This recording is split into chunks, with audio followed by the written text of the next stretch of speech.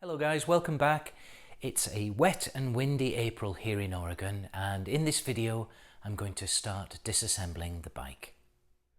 I've cleared the workbench and this should make a good surface for all the parts that I take off the bike. Yeah, so the way that I'm going to approach this is essentially from top to bottom and outside in, just removing all these extraneous parts to begin with. The mudguards are a problem, as you can see. The front fender is not original at all. The rear one is, but it's in really bad shape. I don't even know if it's recoverable. And then just remove some of these parts, but getting to the point where we've got the engine and the gearbox, the sub-assembly still in the frame for getting this frame straightened as well. And then removing all the parts that don't belong to the Manxman. So the mufflers, the silencers for example, get rid of this mirror and other parts that are just don't belong to this bike. I'll put those to one side, and then I think I'll remove the speedo and the tachometer as well, so that they can be inspected by my good friend Greg, who's worked on a few other parts for my bikes, magnetos, speedos, etc. So that's the plan of attack anyway with this bike.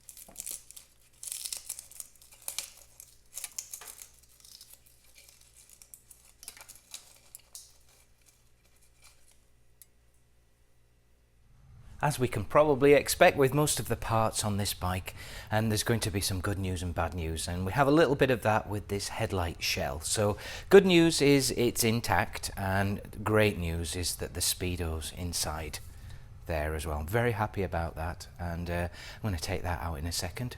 The amp meter as well is also complete, and the switch looks to be working just fine.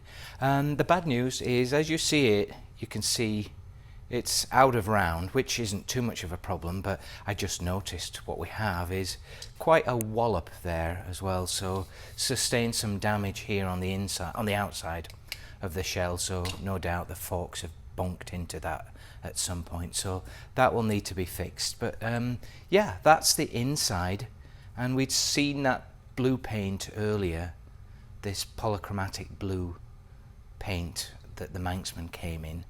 And so yeah, we'll disassemble this. Oh yeah, the other good news is, as we look inside here, if you can see that, the lion medallion is still there. I thought that it had been pressed out at one point, but I think what has happened is this is just full of Bondo filler, putty, and it's still there if you can see it from the inside. The negative on the inside. So that's great news. I'm very happy about that. And then perhaps most importantly, the speedo.